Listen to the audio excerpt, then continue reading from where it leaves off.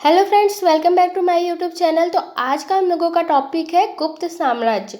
तो गुप्त साम्राज्य में हम लोग देखेंगे समुद्रगुप्त एवं चंद्रगुप्त द्वितीय के बारे में। तो पहले हम लोग उसका थ्योरी पोर्शन देखेंगे और फिर उसी से टॉप 20+ क्वेश्चंस देखेंगे। तो आप लोग इस वीडियो में लास्ट तक बने रहिएगा, क्योंकि ये टॉपिक आप लोगों के एग्ज़ाम में बहुत ही इम्पॉर्टेंट रोल प्ले करेगा। तो आइए पहले थ्योरी देखते हैं। थ्योरी में है, पहला पॉइंट है कि गुप्त साम्राज्य का उदय 3वीं शताब्दी के अंत में प्रयाग के निकट कौशाम्बी में हुआ था। मोस्ट इम्पॉर्टेंट पॉइंट है, पहला पॉइंट याद रखना है कि गुप्त साम्राज्य का उदय कौशाम्बी में हुआ था। फिर है कि गुप्त वंश का संस्थापक श्री गुप्त था और उसके बाद उसका उत्तराधिकारी घटोत्कच हुआ।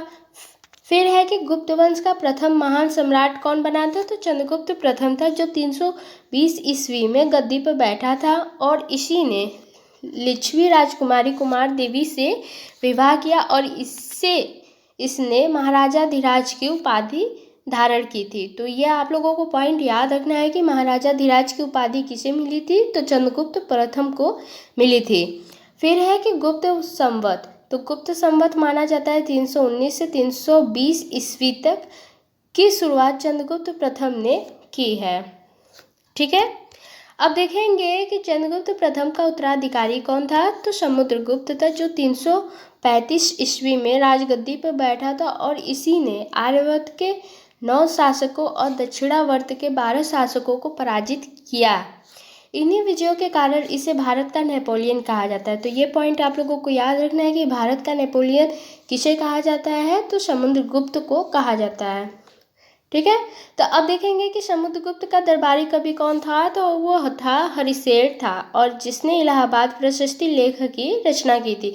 मोस्ट इम्पॉर्टेंट पॉइंट है कि इलाहाबाद प्रशस्ति लेख की रचना कौन की थी, तो समुद्रगुप्त का दरबारी कवि जो हरिशेर था उसने की थी, और समुद्रगुप्त विष्णु का उपासक था।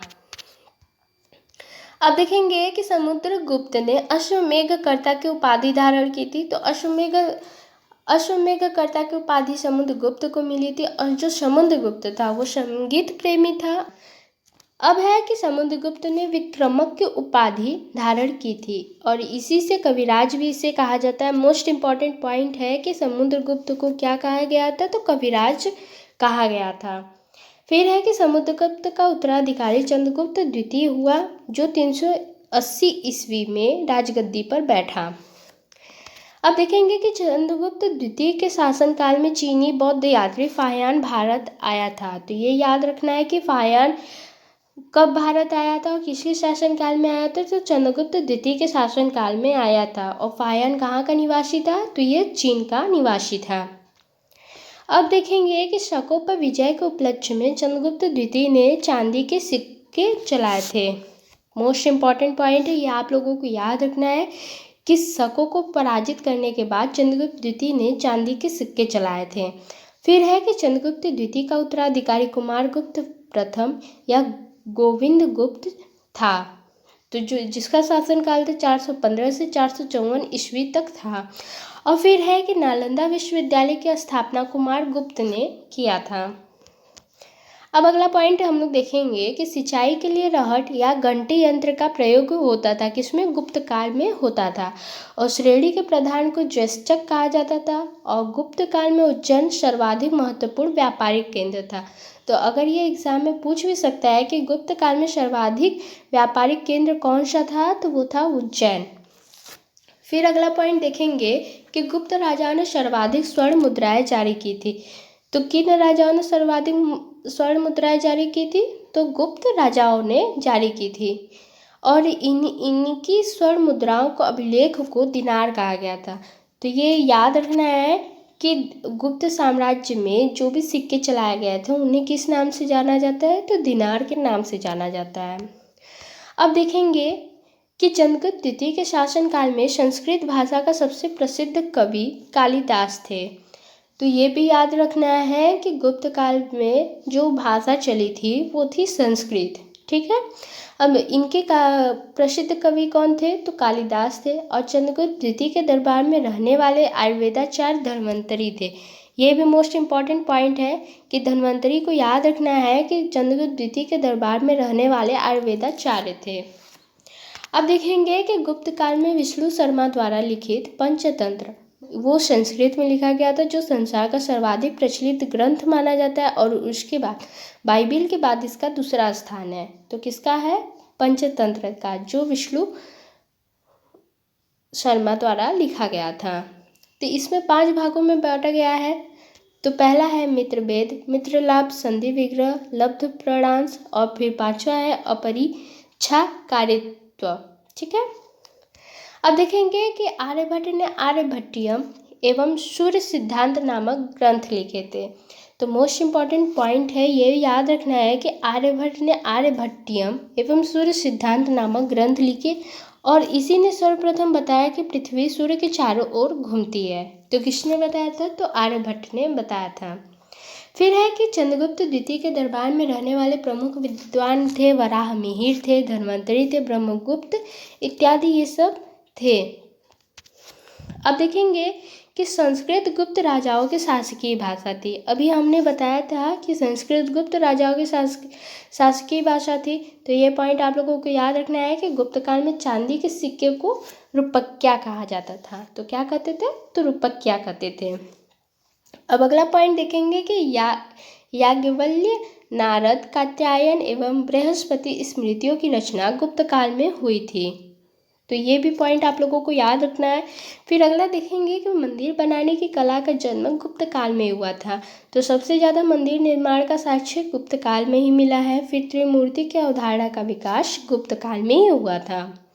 अब देखेंगे कि गुप्त काल लौकिक साहित्य की सृजना के लिए स्मरणीय है। भास के 13 नाटक इसी काल के हैं।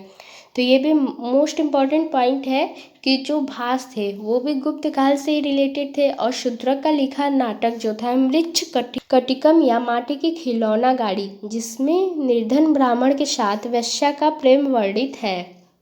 तो ये आप लोगों को याद रखना है कि शूद्रक का रचना कौन सा था? तो मृच्छ कटिकम था। कालिदास की कृति अभिज्ञान शाकुंतलम। तो ये पॉइंट आप लोगों को याद रखना है कि कालिदास की कृति अभिज्ञान शाकुंतलम राजा दुष्यंत एवं शकुंतला के प्रेम की कथा का वर्णन करते हैं। किसमें वर्णन है राजा दुष्यंत एवं शकुंतला का? तो अभिज्ञान शाकुंतलम में वर्णन है, जो कालिदास द्वारा रचित एक रचना है और इसका अनुवाद यूरोपीय भाषा में हुआ है। ऐसी ही दूसरी रचना भगवद गीता को मानी जाती है। अब अगला पॉइंट देखेंगे कि सांस्कृतिक उपलब्धियों के कारण गुप्त काल को भारतीय इतिहास का स्वर्ण युग कहा जाता है। मोस्ट इम्पॉर्टेंट पॉइंट है, ये आप लोगों को याद रखना है कि स्वर्ण युग के नाम से किस काल को जाना जाता है? तो गुप्त काल को जाना जाता है। अब हम लोग यहाँ तक तो हम लोग ने देख लिया थ्योरी पोर्शन। अब यहाँ से स्टार्ट होता है हम लोगों का क्वेश्चंस। ठीक है। क्वेश्चन नंबर फर्स्ट है कि गुप्त वंश का संस्थापक कौन था? ऑप्शन नंबर ए है घटोत्कच, बी है चंद्रगुप्त प्रथम, सी है श्रीगुप्त और डी कह रहा है इनमें से कोई नहीं। तो इसका राइट आंसर है ऑप्शन नंबर सी, श्रीगुप्त। अब अगला क्वेश्चन देखेंगे, क्वेश्चन नंबर 2 कि गुप्त किसके सामंत थे? ऑप्शन नंबर ए है मौर्यों के, बी है कुषाणों के, सी है सातवाहनों के और डी है इनमें से कोई नहीं। तो इसका राइट आंसर है ऑप्शन नंबर बी, कुषाणों के। अब अगला क्वेश्चन देखेंगे कि गुप्त वंश के किस शासक ने सर्वप्रथम महाराजा धीराज की उपाधि धारण की थी? तो हम लोग ने थ्योरी में पढ़ा था कि चंद्रगुप्त प्रथम, जो चंद्रगुप्त प्रथम थे, उन्होंने महाराजा धीराज की उपाधि ग्रहण की थी। अब अगला देखेंगे, चौथा पॉइंट है कि गुप्त शासन के दौरान निम्न में से ऐसा व्यक्ति कौन था जो एक महान खगोल वैज्ञानी और गणितज्ञ था? तो वो बताए थे कि इसका राइट आंसर है ऑप्शन नंबर सी, आर्यभट्ट। तो आर्यभट्ट को खगोल विज्ञानी और गणितज्ञ माना गया था। अब अगला क्वेश्चन देखेंगे, क्वेश्चन नंबर 5 कि गुप्त शासकों की सरकारी या दरबारी भाषा कौन सी थी? तो हम लोगों ने पढ़ा था कि उन लोगों की शासकीय भाषा कौन सी थी? तो वो थी संस्कृत भाषा थी गुप्त काल की। अब छठवां देखेंगे क्वेश्चन कि इतिहासकार P.A. स्मिथ ने किसकी विजयों से प्रभावित होकर उसे भारत का नेपोलियन कहकर पुकारा था? तो भारत का नेपोलियन समुद्रगुप्त को कहा गया था, इसलिए हम लोगों का डी ऑप्शन बिल्कुल सही है। अब हम लोग अगला क्वेश्चन देखेंगे, क्वेश्चन नंबर 7, कि गुप्त वंश का वह राजा कौन था जिसने हुणों को भारत पर आक्रमण करने से रोका था। तो इसका राइट आंसर है ऑप्शन नंबर सी, स्कंदगुप्त ने। अब देखेंगे 8वां क्वेश्चन कि गुप्त राजवंश किसके लिए प्रसिद्ध था। तो गुप्त राजवंश में हम लोग देखे थे कि कला एवं स्थापत्य के लिए ज़्यादा प्रसिद्ध था, इसलिए हम लोगों का ऑप्शन नंबर ए बिल्कुल सही है। अब हम लोग क्वेश्चन नंबर 9 देखेंगे कि अजंता कलाकृतियाँ किससे संबंधित है। तो ऑप्शन नंबर ए है हड़प्पा काल से, बी है मौर्य काल से, सी है बुद्ध काल से और डी कह रहा है गुप्त काल से। तो इसका राइट आंसर है ऑप्शन नंबर डी, गुप्त काल से। अब हम लोग 10वां क्वेश्चन देखेंगे कि कुछ विद्वानों के अनुसार कवि कालिदास किसके राजकवि थे। तो अभी हम लोग ने थ्योरी में पढ़ा था कि वो चंद्रगुप्त द्वितीय मतलब कि विक्रमादित्य के दरबारी कवि थे। अब हम लोग अगला क्वेश्चन देखेंगे, क्वेश्चन नंबर 11, कि अजंता चित्रकारी का विषय वस्तु निम्नलिखित में किससे संबंधित है। ऑप्शन नंबर ए है जैन धर्म, बी है बौद्ध धर्म, सी है वैष्णव मत और डी कह रहा है शैव मत। तो इसका right answer option number B, बौद्ध धर्म से। अब नेक्स्ट क्वेश्चन है कि उत्तर गुप्त युग में जो विद्यालय मतलब कि विश्वविद्यालय, ऑप्शन नंबर 12, क्वेश्चन नंबर 12 है कि उत्तर गुप्त युग में जो विश्वविद्यालय प्रसिद्ध हुआ वह था। ऑप्शन नंबर ए है कांची, बी है तक्षशिला, सी है नालंदा और डी कह रहा है वल्लभी। तो इसका बताना है, तो इसका राइट आंसर है ऑप्शन नंबर सी, नालंदा। अब क्वेश्चन नंबर 14 है कि फाहियान किसके शासनकाल में भारत आया था। तो फाहियान जानते ही हैं कि चंद्रगुप्त द्वितीय मतलब कि विक्रमादित्य के शासनकाल में भारत आया था, तो इसलिए इसका राइट आंसर है ऑप्शन नंबर डी, चंद्रगुप्त द्वितीय के शासनकाल में। क्वेश्चन नंबर 15 देखेंगे कि भारतीय संस्कृति का स्वर्ण युग कहा जाता है। तो भारतीय संस्कृति का स्वर्ण युग कहा जाता है गुप्त काल को, इसलिए हम लोगों का ऑप्शन नंबर डी बिल्कुल सही है। अब अगला क्वेश्चन देखेंगे कि फाहियान कहाँ का निवासी था। तो थ्योरी में हमने पढ़ा था कि फाहियान कहाँ का निवासी था, तो वह था चीन का निवासी था। अब अगला क्वेश्चन देखेंगे कि किस गुप्तकालीन शासक को कविराज कहा जाता था। तो कविराज के नाम से जानते ही हैं कि समुद्रगुप्त को जाना जाता है, कि जो समुद्रगुप्त था वो एक संगीत प्रेमी था। और अब अगला क्वेश्चन देखेंगे कि श्रीलंका के राजा मेघवर्मन ने किस स्थान पर भगवान बुद्ध का मंदिर बनवाने के लिए समुद्रगुप्त से अनुमति मांगा था। ऑप्शन नंबर ए है प्रयाग, बी है बोधगया, सी है कुशीनगर और डी करा अमरावती। तो इसका राइट आंसर है ऑप्शन नंबर बी, बोधगया। अब अगला क्वेश्चन देखेंगे 19वां कि मंदिर निर्माण कला का जन्म सर्वप्रथम कब हुआ था। तो मंदिर निर्माण कला का जन्म सर्वप्रथम गुप्त काल में हुआ था, तो इसलिए हम लोगों का ऑप्शन नंबर बी बिल्कुल सही है। तो सबसे ज़्यादा मंदिर का साक्ष्य हम लोगों को गुप्त काल में ही मिला है। अब अगला क्वेश्चन देखेंगे, क्वेश्चन नंबर 20 कि चंद्रगुप्त द्वितीय ने विक्रमादित्य की उपाधि कब धारण की थी। तो विक्रमादित्य की उपाधि हम लोग ने ये भी क्वेश्चन हम लोग थ्योरी में देखे थे, तो इसका राइट आंसर होगा ऑप्शन नंबर ए कि शकों का उन्मूलन करने के बाद, जब शकों को पराजित कर दिया था तब उसके बाद चंद्रगुप्त द्वितीय ने विक्रमादित्य की उपाधि धारण की थी। अब अगला क्वेश्चन देखेंगे कि गुप्त काल के सर्वाधिक लोकप्रिय देवता कौन थे। तो सबसे लोकप्रिय देवता थे वो थे विष्णु। अब अगला क्वेश्चन देखेंगे, क्वेश्चन नंबर 22 कि चंद्रगुप्त द्वितीय ने अपने किस विजय की खुशी में चांदी के सिक्के जारी किए। ऑप्शन नंबर ए है बाल्हिक प्रदेश को जीतने के बाद, बी है हुणों को परास्त करने के बाद, सी है शकों को पराजित करने के बाद और डी कह रहा है इनमें से कोई नहीं। तो इसका राइट आंसर है ऑप्शन नंबर सी, शकों को पराजित करने के बाद। अब अगला क्वेश्चन देखेंगे कि फाहियान और वेनसांग ने कहाँ के राज्यों को देखा। तो फाहियान और वेनसांग ने देखा था चंद्रगुप्त, विक्रमादित्य एवं हर्षवर्धन के राज्य को देखा था, इसलिए हम लोगों का ऑप्शन नंबर डी बिल्कुल सही है। अब देखेंगे अगला क्वेश्चन कि धन्वंतरी थे। तो धन्वंतरी क्या थे।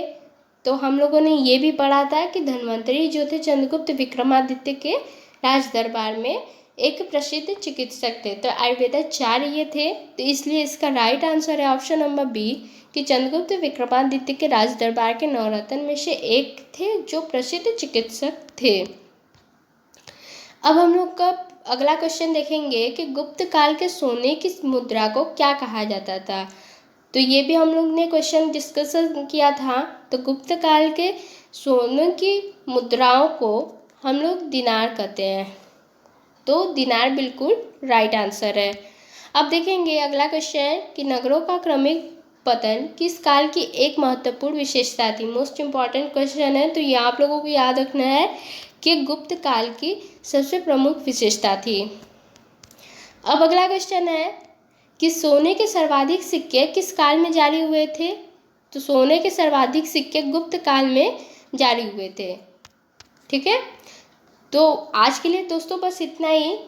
तब तक आप लोग वीडियो को लाइक करें, शेयर करें एंड साथ ही साथ चैनल को सब्सक्राइब जरूर करिएगा, क्योंकि ऐसे ही वीडियो आप लोगों को आगे तभी प्रोवाइड होगी जब आप लोग चैनल को सब्सक्राइब करेंगे और साथ ही साथ बेल आइकन को ज़रूर प्रेस करिएगा कि नोटिफिकेशन आप लोगों को जल्द मिलते रहे। Thank you so much.